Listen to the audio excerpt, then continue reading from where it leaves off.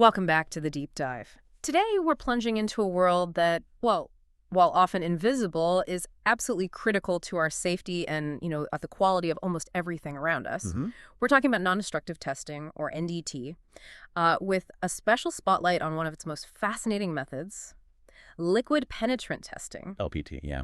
Our mission for this deep dive is really to uncover this remarkable blend of science, engineering, and, frankly, human skill that quietly underpins so much of modern life. That's exactly right. And it's crucial to understand that NDT methods are all about ensuring a material or component's integrity without damaging it for future use. Right. It's a subtle but profoundly important distinction.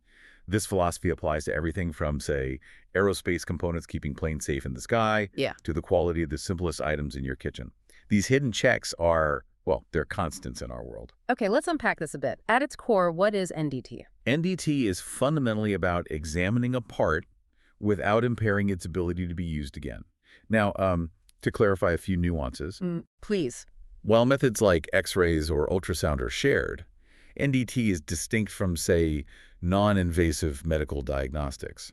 We're focused squarely on material integrity. Oh, okay.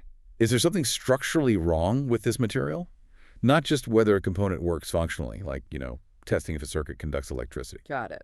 There's also a bit of a gray area around our definition. If you take a sample of a part for testing, even if the method itself is non-destructive, Right. the process becomes destructive if that sample is discarded. But if that tested sample, say a critical bolt, can go back into service after verification, then it absolutely falls under NDT. So it's the ultimate reuse and verify scenario. Exactly. That makes perfect sense. So it's not just about finding cracks then. What else can NDT reveal? Oh, it's far more expansive than just cracks, absolutely. NDT can detect porosity, wall thinning due to corrosion, various types of internal disbonds. And it's increasingly vital for material characterization. This includes everything from confirming proper resin curing in composites, evaluating case hardening in metals, Wow. and even detecting stress levels that directly influence a product's service life. It provides a really comprehensive health check for materials. And if we connect this to the bigger picture, NDT has undergone a dramatic transformation. Back in the 1920s, it was largely a laboratory curiosity. Just an experiment, really. Pretty much. Yeah. Today, it's an indispensable tool. What's crucial here is that NDT isn't just about preventing accidents, it's a strategic investment. Oh. It drives profitability, innovation, and customer loyalty. It prevents catastrophic failures, ensures product reliability, and provides invaluable feedback for better product design and manufacturing process control. Ultimately, it saves lives and money. That's a remarkable evolution. What would you say was the single biggest catalyst for NDT moving from, a curiosity to an indispensable tool? Well, several forces really drove its rapid growth and acceptance. First, the relentless demand on machines. Engineers are constantly pressured to reduce weight and cost. This often means lighter materials, smaller parts, leading to increased stress and faster fatigue, even in everyday items like, well, your saucepan. Right, even simple things. Second, safety factors have been significantly reduced.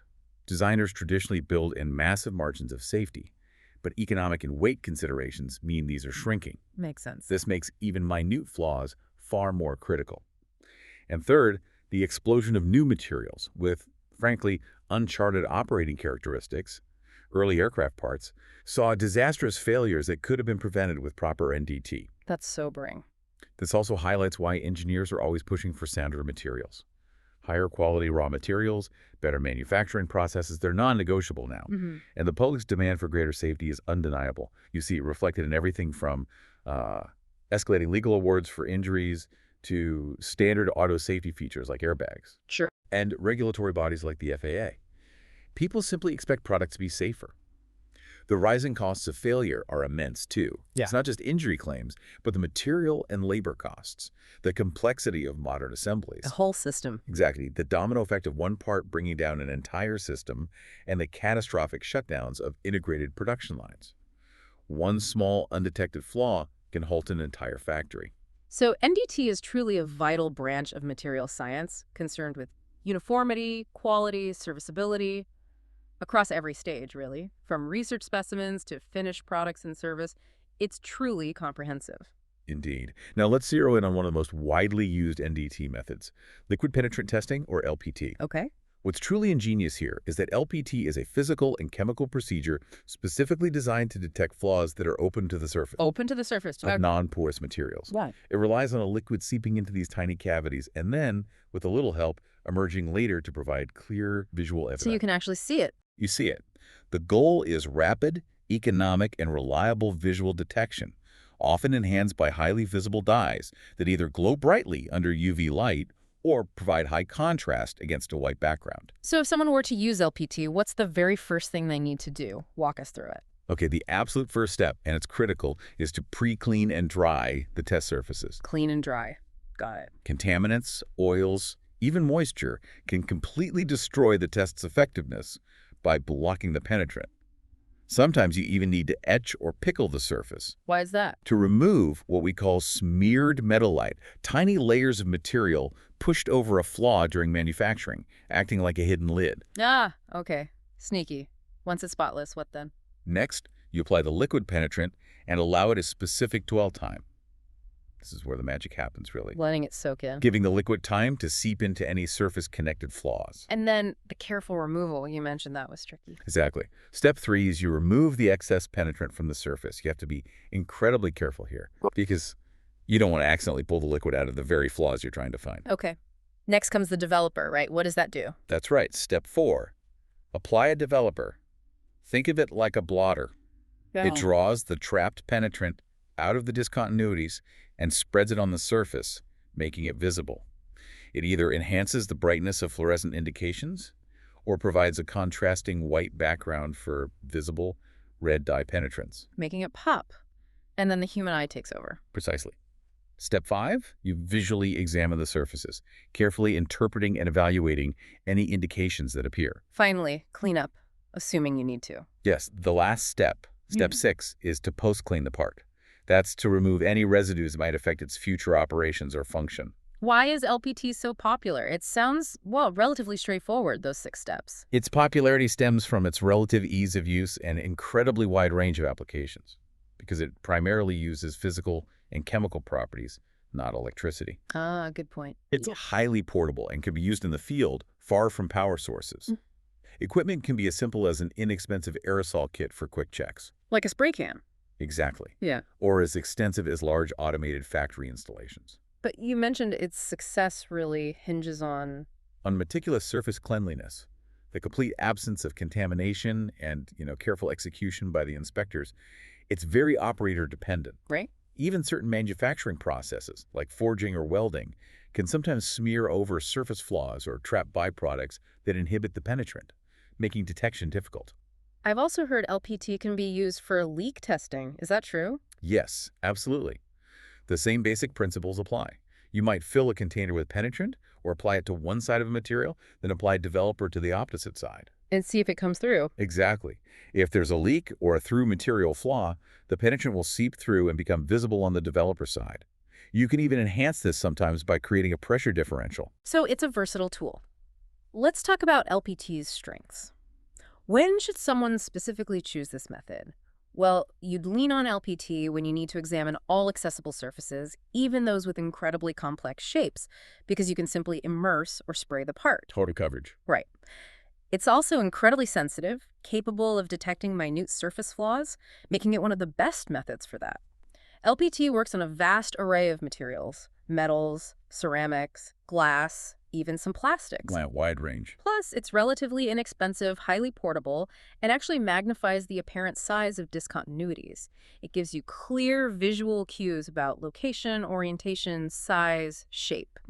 It's easily adapted to volume processing, and its sensitivity can even be adjusted. And crucially, it's a direct visual method. The inspector sees the discontinuity. Unlike reading a signal. Exactly. Not interpreting a graph or a blip on a screen. While those strengths are significant, it's important to acknowledge LPT's limitations too. Okay, let's hear them. Primarily, it only reveals flaws open to the surface. Right. Nothing internal. Nothing internal. Surfaces must be impeccably clean and free of any coatings like paint or grease that could block the penetrant. That cleanliness factor again. Always. Mechanical operations such as shot peening or machining can also smear the surface metal, effectively sealing off existing flaws. Sometimes you need a chemical etch to reopen them. Wow. LPT is also impractical on porous materials like some anodized aluminum because the penetrant just gets trapped everywhere, leading to misleading indications or being impossible to remove. Makes sense. And finally, some safety things. Some penetrants can irritate skin or clean ferrous materials so thoroughly that rust immediately begins to form, if not properly post-cleaned. Okay, so for a listener thinking about a specific application, when does LPT really shine as the go-to choice? Okay, LPT is ideal for non-magnetic metals like stainless steel, titanium, or aluminum, or for non-metallic materials like ceramics. The ones you can't easily use magnetic methods on. Exactly. It's excellent when a part's geometry is so complex it might hide flaws from other NDT techniques. Think sharp section changes in brackets or tricky weld locations. Places hard to reach otherwise. Right. For detecting tiny cracks that other techniques might miss, small forging laps, maybe turbine blade cracks, LPT often excels. And crucially, in remote field locations without access to electric power, its portability makes it an indispensable solution. Good point. Now, if the material is ferromagnetic, magnetic particle testing might be a better primary choice for near-surface flaws. Right tool for the job. Exactly. And if you need both internal and surface soundness, LPT would typically be used in addition to volumetric methods like radiography or ultrasonics to get a complete picture. So it's part of a toolkit. Definitely. And when considering an LPT system for your specific needs, it raises important questions. What material are you testing?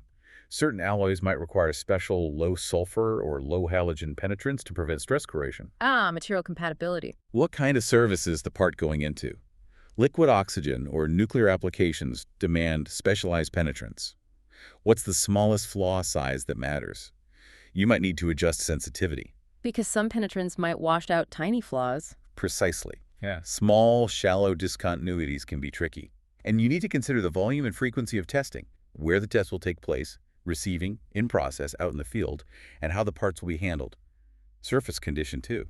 As cast, machined, corroded, it all matters. Lots to consider. It's a careful balancing act to choose the right system and procedure. And what's truly fascinating here, circling back a bit, is that LPT is incredibly people-dependent. The human factor. The ultimate success of the test relies heavily on the personnel performing the various steps, and most critically, on their interpretation of the results. So the profound takeaway here is that the quality and cost of LPT are directly tied to having skilled, vigilant, and, well, honest personnel. Absolutely. Management attention to their selection, training, and ongoing audits is absolutely crucial. Precisely. LPT personnel have stringent requirements. Physically, they need health, strength, dexterity, and paramount among these, excellent vision. And not just 20/20 vision, I imagine. No, we're talking specific visual acuities. The ability to recognize fine details, accurately distinguish colors for visible dyes, and quickly adapt to low-light conditions for fluorescent methods. Dark adaptation, right. Exactly. Even subtle factors, like certain types of plastic lens implants after cataract surgery, or even photosensitive eyeglasses, can profoundly impact detection. They might filter out the very light needed to see the indications. Wow, that's specific. It has to be. Yeah. Mentally and skillfully, inspectors need to deeply understand the principles, the steps, all the factors that influence the test. They need to know where to look, how to differentiate relevant indications from just, background noise. False positives. Right. Non-relevant indications. And accurately evaluate them against specifications. This skill and experience are gained through practice, ideally by working alongside seasoned inspectors. And the specific expertise needed can vary greatly. Testing forgings is different from testing weldments. That brings us to productivity and reliability. The ideal outcome is finding all discontinuities of concern without missing any. Zero misses. And equally important, having no false callouts, meaning not rejecting perfectly good parts. Right. Neither a reckless inspector who might miss critical flaws, nor an overly conservative one who rejects acceptable parts is doing a good job. And this raises an important question. Before evaluating an inspector's performance, you first have to qualify the testing process itself for the specific discontinuities and sizes you need to detect. Qualify the test before the tester. Exactly. For example, studies have shown detection reliability varies significantly based on factors like crack length and depth, and how a part has been prepared. You need to know what the process can reliably detect before you judge the person using it. That's a crucial point, and it leads me to wonder about the origins of all this. Take us back to the very beginning. The surprising history of liquid penetrant testing. It's a great story, actually. It starts in the early 20th century primarily in the railroad industry, with a technique known as the oil and whiting method. Oil and whiting. Sounds basic. It was. Parts would be cleaned, then immersed in a mixture of dirty crankcase oil and kerosene. Experience showed the dirty oil actually worked best. Really? Why dirty? Probably contaminants acting like tracers, though they didn't fully understand why then. They'd then be cleaned again and covered with whiting, which was just powdered chalk. Okay. The oil trapped in any gross flaws would then bleed out into the chalk, making the imperfections visible, like a little stain appearing. So it sounds a bit rudimentary then. Hit or miss. Definitely. It was more craft than science. Results were inconsistent, it only found really gross flaws, and there were no real standards for the materials or the penetration times. It became largely obsolete by the 1930s with the introduction of magnetic particle testing. Which worked better for steel. Right, for steel parts. But the mid-1930s saw a growing need for non-ferrous surface testing as aluminum and other non-magnetic metals became prevalent, especially in the booming aerospace industry. Exactly. This is where the birth of fluorescent LPT comes in, thanks to the Switzer brothers, Joseph and Robert. The Switzers, okay. Joseph had a magic act using fluorescent paint, and Robert became interested in applying fluorescence more broadly. Right. The aha moment for Robert came when he observed how incredibly difficult it was to remove fluorescent material from the cracks and pores of his own hands after working with it. Huh. Just from washing his hands? Just from washing his hands. Around late 1937, he heard about a big problem at Ford Motor Company. A batch of aluminum castings had surface cracks only visible after machining. Oh, that's bad. Very bad. Switzer tried his crime detection pigment, but it failed. That's when he developed the idea of using liquids to carry fluorescent material into the cracks. Let the liquid do the work. Precisely. The fortunate call came in 1941 when Robert Switzer called Carl E. Betts at Magnaflux's New York office, mistaking it for their headquarters. Betts, with his NDT background, immediately recognized the patent's potential. Serendipity. Totally. Then came a crucial demonstration with A.V. DeForest, another big name in early NDT. Switzer's initial samples were frustrating, but DeForest quietly produced a known flaw sample from his satchel. Always prepared. Apparently. And it revealed discontinuities DeForest had not seen before. They quickly realized why Switzer's previous attempts had been difficult. The casting surfaces had been peened over, closing the cracks. Ah, back to the smeared metal problem. Exactly. This demonstration was the true revelation of the method's incredible sensitivity. That's incredible. So this was the breakthrough. What happened next in terms of development to make LPT what it is today? Well, the most significant early development was the water-washable liquid penetrant, invented by R.A. Ward in 1942. That dramatically simplified the process, easier cleanup. Big step. Huge. This was followed by the development of developers in 1944, heavily influenced by that old whiting method, remember? Right, the chalk idea. Bringing the penetrant out. Then a huge step was the dye liquid penetrant in the mid-1940s, pioneered by Rebecca Smith Sparling and Lois Sockman. Visible dye, not fluorescent. Exactly. It was simpler than fluorescent LPT and crucial for jet engine turbine blades that needed inspection in bright conditions. Smith Sparling's inspiration came from an everyday insight. All housewives know this about cleaning porcelain sinks. Dirt will remain in the cracks and will be highlighted against the white background. Wow. Simple observation, big impact. Led directly to the visible red dye penetrants we still use today. Then, to overcome issues like overwashing, removing too much penetrant post-emulsification came along in 1952 thanks to Tabor DeForest and Donald Parker. Making emulsification a separate step. Right. Gave more control, greatly increasing sensitivity. And in 1954, Parker, with James Alberger, introduced cascading dyes, combining different dyes for dramatically improved sensitivity through a unique cascading effect. That's right.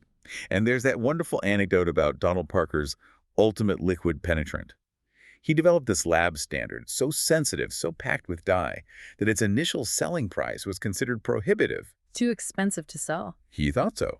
He thought it wouldn't be a commercial product. But after demonstrating it to a large aircraft manufacturer who saw how it could find minute cracks on turbine blades, their comment was basically, we couldn't afford not to use it. Ah, the value proposition. Exactly. So it became a commercial product, and with some refinements, it's still in use today. Amazing. These innovations led to the establishment of crucial military standards in the 1940s and 50s, pushing LPT into a more scientific phase. So as this field matured into a true science, did the need for a universal language and standardization follow? Absolutely. The scientific maturation of NDT demanded a universal language for clear communication. This led to the widespread adoption of the International System of Units, or SI, devised in 1960. SI units. Yeah. It created a single, interrelated set of measurement units for all branches of science and engineering, eliminating the confusing conversion factors. SI versus pascals, angstroms versus nanometers, that plagued global collaboration. Which ensures consistency and clarity in reporting test results globally, whether you're in Cleveland or Copenhagen. Makes perfect sense. So we've kind of come full circle on this deep dive. Liquid penetrant testing is far from a simple rudimentary process. It's actually a sophisticated blend of chemistry, physics, engineering, and highly trained human skill, ensuring the integrity and safety of countless materials and products we rely on daily, often without ever realizing the meticulous work involved. It truly is a testament to the dedication and ingenuity of pioneers like the Switzer brothers, Rebecca Smith-Sparling, the DeForests, Donald Parker, and so many others. Their solutions transformed what was once really just a craft into an indispensable scientific discipline, making our world a safer, more reliable place. So what stands out to you from today's deep dive? Maybe this. The next time you use an everyday object or step onto an airplane, consider the hidden world of NDT and the meticulous human effort behind the scenes that ensures its reliability and your safety. This unseen vigilance is truly a cornerstone of modern life.